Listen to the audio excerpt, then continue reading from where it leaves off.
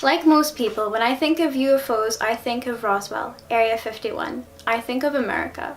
But what if I told you that Scotland is a UFO hotspot? Welcome to Paranormal Scotland. How far are you willing to believe? There is an area known as the Falkirk Triangle that stretches from Stirling to Fife and the outskirts of Edinburgh. There was an intense amount of activity there, particularly in the 1990s, when there was hundreds of sightings that continue today. There's been various different UFO hotspots in Scotland over the last 70 years, but the Falkirk Triangle is now said to be the biggest UFO hotspot in the world. In 1992, James Walker noticed unidentified lights over Bonnie Bridge. The town then became well known for its UFO sightings.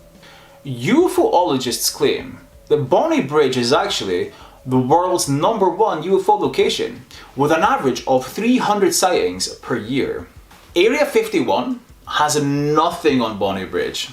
In March of 1992, Isabella Sloggett and her daughter Carol were walking towards Bonnie Bridge and saw a blue light hovering above the road in front of them.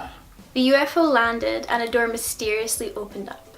I spoke to journalism student and eyewitness Ellie Welsh, who has seen a UFO at Bonnie Bridge in more recent times, who had this to say. This orb of light all of a sudden kind of elongated a little bit, and then all of a sudden it just kind of started doing this kind of motion with I don't know what it was. It was really hard to explain because, as I said, it kind of elongated and then broke apart and then kind of done that. So I was like, this is really strange. I don't know what this could be. It's not only balls of light. In 1994, a metallic disc-shaped object was filmed over Craigluscar Reservoir near Dunfermline.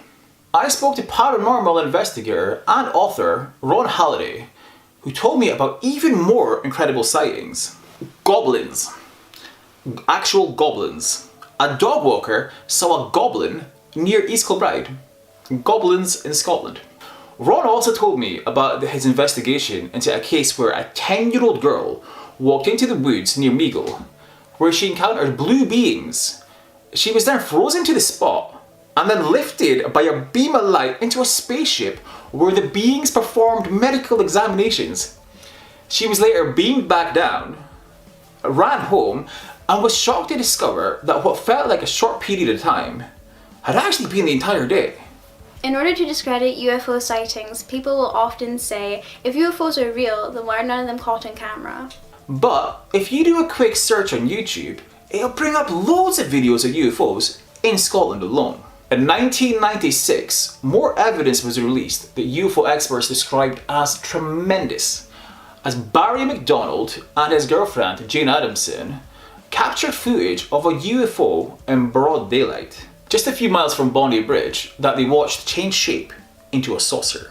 I spoke to another author of the paranormal, Malcolm Robinson, who was the lead investigator into these sightings, who told me in October of 1997 that he and Councillor William Buchanan of the Falkirk District Council were so certain that something eerie was going on that they wrote to the then Prime Minister Tony Blair appealing for an investigation into this phenomena.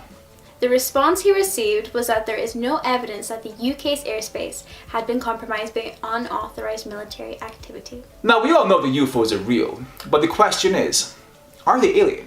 Personally, I like to think that hyper-intelligent beings are watching over us. But as a species, we ourselves are just too unevolved to even realise. So what does all this mean? Is this an alien invasion here in Scotland? Are aliens walking among us? Or is it all just a trick of the light? That's a choice that we leave up to you.